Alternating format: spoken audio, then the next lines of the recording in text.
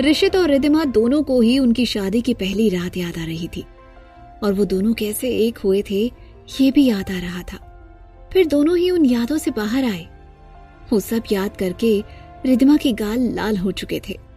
फिर दोनों ही एक दूसरे से नजरें चुराते हुए अलग दिशा में देखने लगे। रिद्धिमा नर्वस होकर वहां से जाने वाली थी कि तभी ऋषित ने रिद्धिमा का हाथ पकड़कर उसे रोकते हुए कहा, रुको, बात पूरी नहीं हुई अभी। फिर ऋषित रिद्धिमा को अगले दिन सुबह की बातें बताने लगा तो रिद्धिमा भी अगली सुबह की यादों में खो गई। अगले दिन सुबह जब ऋषित की आंख खुली तो उसने रिद्धिमा को अपनी बाहों में पाया था। रिद्धिमा को ऐसे अपने करीब देखकर ऋषित मुस्कुराया। ऋषित ने दिल ही दिल में ये फैसला कर लिया कि जो भी बचपन में हुआ उसके लिए वो रिद्धिमा को माफ कर देगा और रिद्धिमा के साथ हंसी खुशी एक नई जिंदगी की शुरुआत करेगा। ऋषित ने रिद्धिमा के माथे पर किस किया और खुद से ही उसने मन में कहा, बचपन में चाहे जो कुछ भी हुआ हो रिदु, लेकिन अब हम हमेशा साथ रहेंगे। मैं तुम्हें बताऊंगा कि मैं हमेशा से तुमसे प्यार करता हूँ। तभी ऋषित के फोन पर कोई मैसेज बीप हुआ तो ऋषित ने फोन चेक किया तो देखा कि चिराग ने उसे मैसेज भेजा था। चिराग ने मैसेज में बताया था कि उसने पता कर लिया था कि अरुण ने वकील से बात की थी और पेपर्स तैयार करने को कहे थे। उन पेपर्स पर साइन होने के बाद 10% शेयर्स रिद्धिमा के नाम पर हो जाएंगे। ये मैसेज पढ़कर ऋषित को बहुत बड़ा झटका लगा था। मतलब सच में रिद्धिमा ने उससे बस पैसों के लिए शादी की थी। ऋषित ने एक बार रिद्धिमा को देखा। नींद में भी रिद्धिमा कितनी मासूम लग रही थी, पर सच को ऋषित झुठला नहीं सकता था। गुस्से से ऋषित उठकर तैयार हो गया और ऋषित ने अपना बैग पैक करना शुरू कर दिया। उसे इतना गुस्सा आ रहा था कि उसे डर लग रहा था कि कहीं गुस्से में वो कुछ कर ना बैठे, इसलिए उसने यहाँ से जाने का फैसला कर लिया था।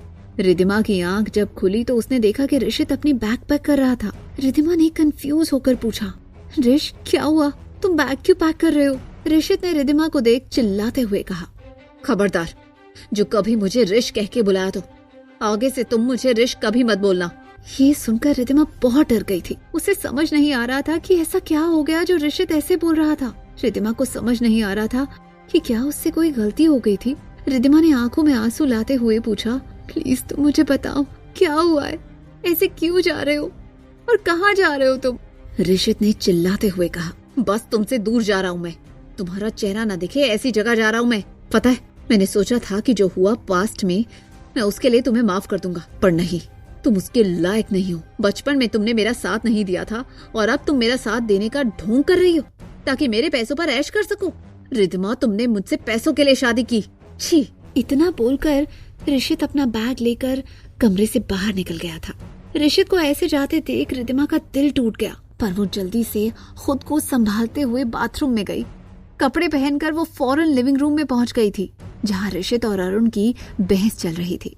अरुण ने ऋषित को समझाते हुए कहा, बकवास बंद करो ऋषित, रिद्धिमा ऐसी लड़की नहीं है, उसे पैसे का कोई मोह नहीं है। वो 10% शेयर्स मैं अपने मन से उसके नाम पर कर रहा हूँ, और वो भी इसलिए ताकि सुहास को रिद्धिमा के भविष्य की तसल्ली हो सके। रिद्धिमा को असल मामला ठीक से समझ नहीं आया था, लेकिन उसने बस कहा, ऋष प्लीज ऐसा कुछ नहीं है, मुझे तुमसे कोई पैसा या दौलत नहीं चाहिए और तुम्हारे सामने पैसे और दौलत मेरे लिए कुछ नहीं है। तभी देवयानी ने आग में घी डालते हुए कहा, अब तो तुम यही कहोगी, सबके सामने खुद को महान साबित करने के लिए यही कहोगी तुम। ये सुनकर ऋषित भड़क गया और उसने गुस्से से मुट्ठी कसते हुए कहा, पापा, आपने मेरी शादी ऐसी लड़की से करा दी जो ऐसी नौटंकी है, जिसने प्रॉपर्टी के लिए मुझसे शादी की, तो ये सब मेरे सहन शक्ति के परे है, इसलिए मैं जा रहा हूँ और मुझे इस लड़की की शक्ल भी नहीं देखनी। इतना कहकर ऋषित अरोड़ा मेंशन से निकल गया था। वो सीधे एयरपोर्ट चला गया था और लंदन की फ्लाइट पकड़ ली थी। ऋषित और रिद्धिमा दोनों ही अपनी यादों से बाहर आए। ऋषित उसे ऐसे छोड़ गया था, वो याद आते ही रिद्धिमा ने गुस्से से कहा, मैंने तुमसे कितना कांटेक्ट करने की कोशिश की थी ऋषित, और कई बार चिराग को भी कॉल किया, पर तुमने एक बार भी मुझसे बात नहीं की। ऋषित ने गिल्टी फील करते हुए कहा, जानता हूँ रिद्धिमा, पर मैं उस वक्त इतना ज्यादा गुस्से में था कि ना कुछ सुनना चाहता था ना कुछ बात करना चाहता था। रिद्धिमा ने सच बताते हुए कहा, और वो 10% शेयर्स अब अरुण अंकल ने मुझे पेपर्स दिए तो मैंने साइन नहीं किए और मैंने उन्हें पेपर्स लौटा दिए थे। रिद्धिमा वो दिन याद करते हुए ऋषित को सच बताने लगी। उस दिन ऋषित के चले जाने के बाद रिद्धिमा का रो रो कर बुरा हाल था। रिद्धिमा बहुत दुख में थी। उसके दिमाग में बहुत कुछ चल रहा था। रिद्धिमा को खुद पर और सब पर बहुत गुस्सा आ रहा था। कितने दिनों तक रिद्धिमा को कमरे से बाहर निकलने की भी इच्छा नहीं होती थी। 10% शेयर्स का मामला रिद्धिमा को भी ठीक से समझ नहीं आया था और ना ही किसी से पूछने की इच्छा बची थी। फिर एक दिन अरुण ने रिद्धिमा को स्टडी रूम में बुलाया। फिर अरुण ने रिद्धिमा को बताया कि 10% शेयर्स वो रिद्धिमा के नाम पर कर रहा था और रिद्धिमा पेपर्स पर साइन कर दी। लेकिन रिद्धिमा ने फौरन इनकार करते हुए कहा, लेकिन अरुण अंकल, मेरा मतलब है पापा, मुझे इन शेयर्स की जरूरत नहीं है, तो आप क्यों ये शेयर्स मेरे नाम पर करना चाहते हैं? अरुण ने लंबी सांस लेते हुए कहा, देखो बेटा, तुम्हारे पापा सुहास पहले ही इस शादी से खुश नहीं थे। फिर भी तुम्हारे लिए सुहास ने इस शादी को मान्यता दी है। पर एक बाप के नाते मैं समझ सकता हूँ कि उसे तुम्हारी चिंता है, इसलिए ये शेयर्स मैं तुम्हारे नाम पर कर रहा हूँ, ताकि सुहास और तुम्हें इस बात की तसल्ली रहे कि तुम्हारा भविष्य इस घर में और रिशित के साथ सुरक्षित है। ये सुनकर रिद्धिमा ने साफ साफ इनकार करते हुए कहा, मैं अपने पापा से बात कर लूंगी। रही मेरी बात, तो मुझे इन शेयर्स की जरूरत नहीं है और मेरा भविष्य मैं खुद देख लूंगी, अरुण ने कहा। लेकिन बेटा, अरुण ने कुछ बोलने की कोशिश की, पर रिद्धिमा ने उसे बीच में ही रोकते हुए कहा, क्या इन्हीं शेयर्स की वजह से रिशित को ऐसा लगता है कि मैंने उससे पैसों के लिए शादी की? अरुण ने परेशान होकर कहा, पता नहीं उसे क्या गलतफहमी हो गई है, ये मुझे भी समझ नहीं आ रहा कि उसे ऐसा क्यों लग रहा है। तभी रिद्धिमा ने निश्चय भरी आवाज में कहा, मैं सारी गलतफहमियां क्लियर कर दूंगी पापा, आप फिक्र मत कीजिए। और रही बात इस शेयर्स की, तो मुझे ये शेयर्स नहीं चाहिए। इतना कहकर रिद्धिमा वापस अपने कमरे में चली गई थी। रिद्धिमा ये सब याद करते हुए रिशित को बता रही थी। फिर रिद्धिमा ने धीरे से कहा, मुझे लगा था कि मैं तुमसे बात करूंगी तो तुम्हारी गलतफहमी दूर कर दूंगी, लेकिन तुमने मुझसे बात ही नहीं की, मेरा फोन ही नहीं उठाया। और मैंने चिराग से भी कितनी बार बात की, पर फिर भी तुमने मुझे कॉल बैक नहीं किया। तभी रिशित ने जवाब देते हुए कहा, आई एम सॉरी रिद्धिमा, मैं बहुत परेशान था और मुझे लग रहा था कि सबकी बातें सही है और तुमने पैसों के लिए मुझसे शादी की है।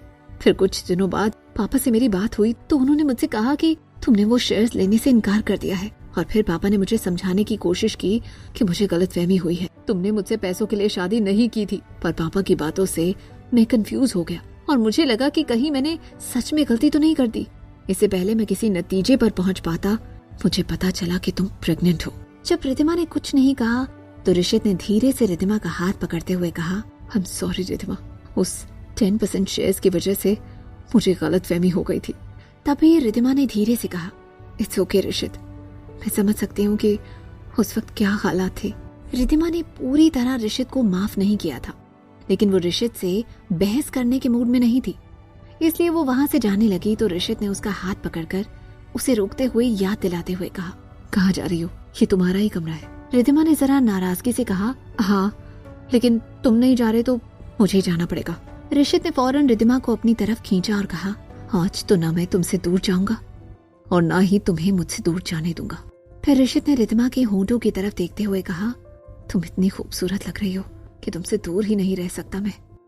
रिद्धिमा अब खुद को शर्माने से रोक नहीं पाई तो रिशित ने फौरन उसे अपनी बाहों में उठा लिया और बेड पर लिटा दिया।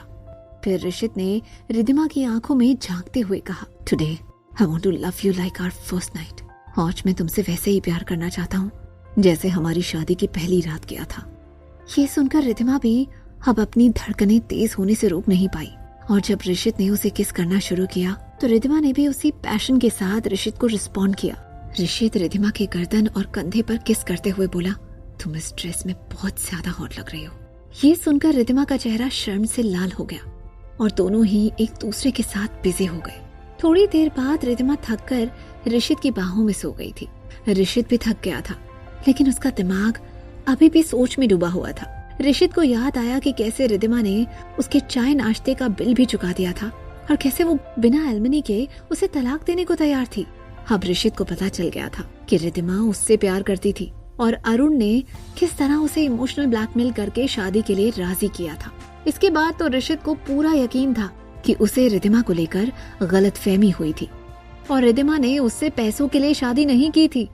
रिशित ने सोचा कि अब पता लगाना होगा कि जब रिद्धिमा प्रेग्नेंट थी और रिशित उससे मिलने आया था तो उसने रिद्धिमा को ये कहते सुना था कि उसने शादी सिर्फ पैसों के लिए की थी।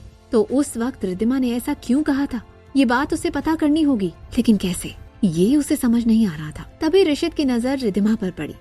रिद्धिमा के बाल उसके चेहरे पर आ रहे थे और इससे रिद्धिमा की नींद डिस्टर्ब हो रही थी। ऋषित ने धीरे से उसके बाल ठीक किए और बहुत प्यार से और धीरे से उसके होंठों पर किस किया। फिर धीमी सी मुस्कान के साथ आंखें बंद करके ऋषित भी सो गया। आखिर ऋषित ने कब रिद्धिमा के मुंह से ये सुना था कि उसने पैसों के लिए ऋषित से शादी की थी? क्या ऋषित सच का पता लगा पाएगा? जानने के लिए सुनते रहिए क्यों दर्द है इतना इश्क में, सिर्फ पॉकेट FM पर।